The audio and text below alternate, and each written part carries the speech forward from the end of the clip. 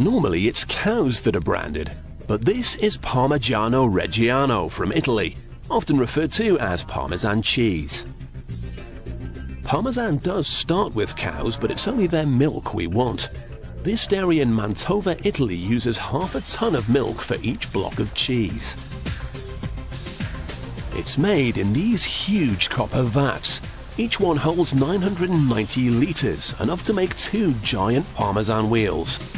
Those cows have a lot of grass to eat to keep up with production. Parmesan is a hard cheese, so the milk needs to be solidified.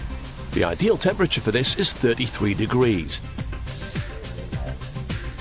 To get the milk to solidify, the cheesemaker will use rennet. This enzyme comes from calves' stomachs, and it's poured in and left for a while to work its magic. Because of strict European laws concerning trademarks, Parmigiano Reggiano can only be made in certain Italian regions. This means each producer must make as much as they can because global demand is huge. As the rennet takes effect, the head cheesemaker will notice subtle changes in the milk's consistency. The workers keep a very close eye out so they know when to start the next step.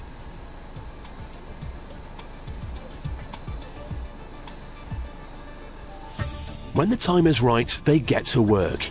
Using custom-made cutters, they slice through the yogurt-like substance, breaking it into lumps. This helps separate the cheese curds from the whey.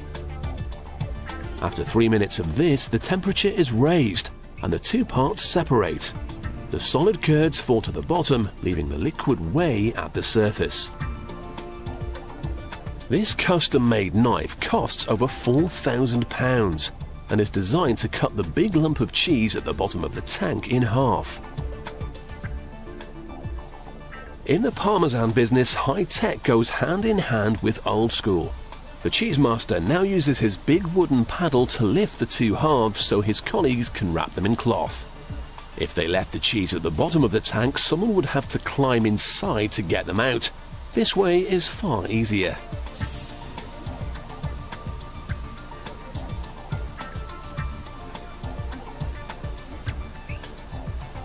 The workers can now suck out all the old whey, making the tanks ready for the next load of milk. Once the cheese is removed, it's wrapped up and a weight is put on top. This squeezes out any excess fluid.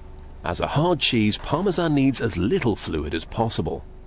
It'll remain like this for 8 hours in a Teflon mold. As the cheese spreads out, this imprints the dairy's name into the sides. After about 24 hours, the Teflon form is substituted for a metal one. Here it will sink down and take on the characteristic wheel shape with a flat top and bottom and curved sides.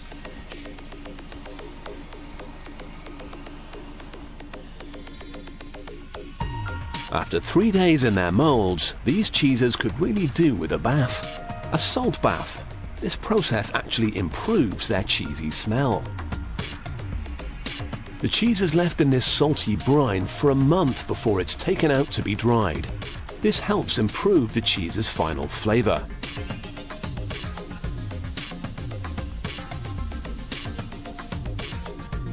Once it's time to get out of their shared bathwater, they make their way to the ripening room. The contents of this room are estimated to have a total value of £17 million, and our freshly bathed Parmesan wheels are about to join them.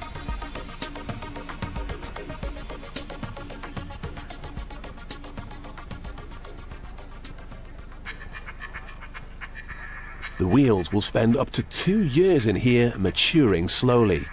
But to avoid growing mold, they have to be turned at least once every 2 weeks.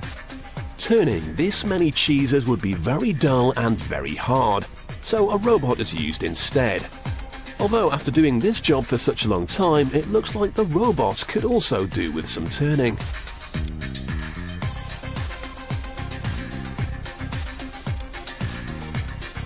As it matures, the staff keep a close eye on the cheeses.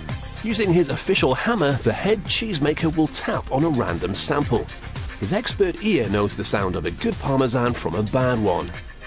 He'll also use a little corkscrew to test a sample and ensure the cheese is maturing nicely. When he's satisfied it's up to scratch, he'll fire up his trusty brand and mark the cheese. From its humble beginnings via some rather dark and briny bathwater, the world's favourite pasta topping is born.